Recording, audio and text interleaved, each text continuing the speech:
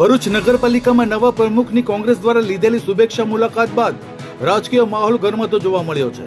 શહેર કોંગ્રેસના આગેવાનોએ પાણીની સમસ્યા, બિસ્માર રોડ રસ્તા અને પાયાની સુવિધાઓના પ્રશ્નોને લઈને નગરપાલિકા કચેરીએ ઉગ્ર રજૂઆત કરતા વાતાવરણ તંગ બન્યું હતું. કોંગ્રેસના આગેવાનોએ નગરપાલિકાના વહીવટ પર ભ્રષ્ટાચાર અને અનગઢ આયોજનના ગંભીર આક્ષેપો કરતા કહ્યું હતું કે ભર ઉનાળે અને તહેવારોના સમયમાં શહેરને પૂરતું પાણી ન મળવું અને રોડ રસ્તાની બિસ્માર હાલત નાગરિકો માટે મોટો પ્રશ્ન બની રહી છે. અત્રે ઉલ્લેખનીય છે કે ભરૂચ નગરપાલિકાના નવા પ્રમુખ દેવેન્દ્રસિંહ વસાવાની નિમણૂક હજુ ગણતરીના દિવસો પહેલા જ થઈ છે અને તેઓ વહીવટી કામગીરીની સમજ મેળવે તે પહેલા જ કોંગ્રેસ દ્વારા આક્રમક રજૂઆત શરૂ થતા અનેક રાજકીય તર્ક વિતર્ક સામે આવી રહ્યા છે. ખાસ ચર્ચાનો વિષય એ બન્યો છે કે આ મહત્વપૂર્ણ સમયે નવનિયુક્ત પ્રમુખ સાથે પૂર્વ પદાધિકારીઓની ગેરહાજરીએ અનેક સવાલો ઉભા કર્યા છે. શું વહીવટ સંભાળનાર પૂર્વ હોદ્દેદારોને હાજર રહેવું જોઈએ હતું કે પછી પાલિકાની અંદર રાજકીય મતભેદો અને આંતરિક ખેલ શરૂ થઈ ગયો છે? આવા સવાલો હવે રાજકીય વર્તુળોમાં ચર્ચાનો વિષય બન્યા છે. જોકે કોંગ્રેસના આક્ષેપો અને રજૂઆતોને લઈને ભરૂચ નગરપાલિકા પ્રમુખે પ્રતિક્રિયા આપી હતી. જુઓ શું કહી રહ્યા છે પાલિકા પ્રમુખ. ભરૂચ નગરપાલિકાનો પદભાર સંભાળતા જ દેવેન્દ્ર વસાવા કોંગ્રેસે આક્રમક પ્રહાર કર્યા છે. પાણી મુદ્દાને લઈને આજે એમનું ડેલિગેશન અહીંયા આવ્યું હતું અને ધારદાર રજૂઆત કરવામાં આવી હતી. આખરે કાર ભર ઉનાળે પાણી કાપથી કેમ વિપક્ષ આટલું લાલ ધૂમ બન્યું છે? આપણે પ્રમુખશ્રી જોડે વાત કરીશું કે પ્રમુખશ્રીનું શું કેવું છે કે કેમ પાણી કાપ ભર ઉનાળે કાપવામાં આવ્યું છે?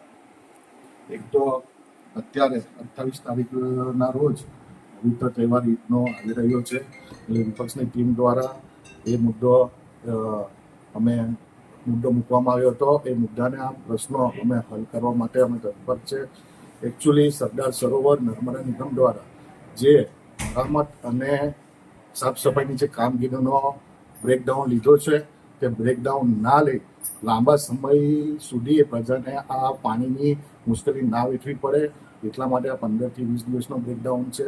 એમાં પ્રજાને સમક્ષ એક ટાઈમ દિવસમાં એ પાણી વિસ્તારો વાઇઝ આપવામાં આવશે જ અને પાણીનો સંગ્રહ કરવો અને પાણી માટે હાલાકી ના ભોગવવી પડે એના બી અમે પ્રયત્ન કરતા રહીશું, તત્પર રહીશું. વહીવટી ટીમ સાથે અમારી ચર્ચા થઈ છે. જે પણ વિસ્તારમાં પાણીના ટેન્કર મોકલવાના એ પણ મોકલીશું. અમે એના માટે કટિબદ્ધ છીએ. સાથે સાથે કોંગ્રેસે ભ્રષ્ટાચારના પણ આરોપ કર્યા છે કે પૂર્વ સદસ્યોએ, પૂર્વ પદાધિકારીઓએ ભ્રષ્ટાચાર કરેલો છે અને રોડ રસ્તા ખોદી નાખેલા છે. એક જ કામ બે વાર કરવામાં આવે છે. એમાં અમુક વોર્ડમાં ભ્રષ્ટાચાર થયો નથી. આ તો વિકાસની કામગીરી છે અને વિકાસમાં આગળ જે પ્રજાલક્ષી જે ટેન્ડરો હતા એ પાસ થયેલા હતા.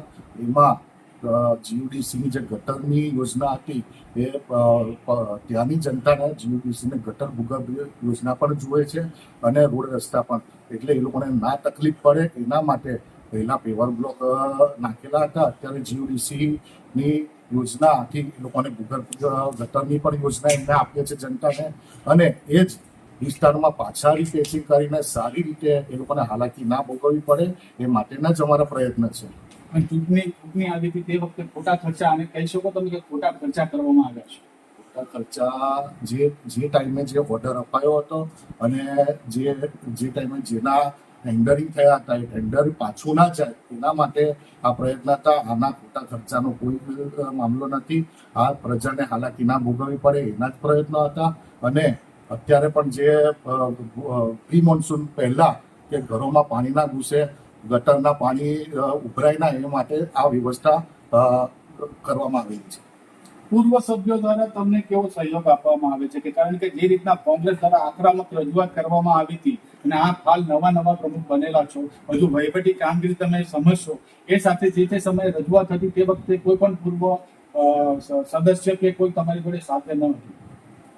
પહેલા તો અમારા જે પ્રમુખ હતા એ પ્રમુખે ભરૂચ નગરપાલિકાને એક સુંદર બનાવવા માટે ખૂબ સારી કામગીરી કરી છે અને જે તે વોર્ડના દરેક સભ્યોનો અમારી જોડે સહયોગ અને સંકલન હોય જ છે.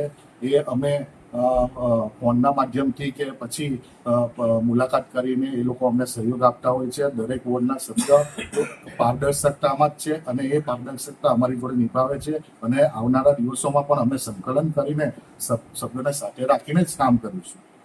સભ્યોને સાથે રાખીને જ કામ કરીશું આવનારા દિવસોમાં, આવું પાલિકા પ્રમુખને કેવું છે. હવે જોવું રહ્યું કે આ સમસ્યા ક્યાર સુધીમાં સમાધાન થાય છે. નીતિન માને, ન્યૂઝ ફર્સ્ટ, ભરૂચ.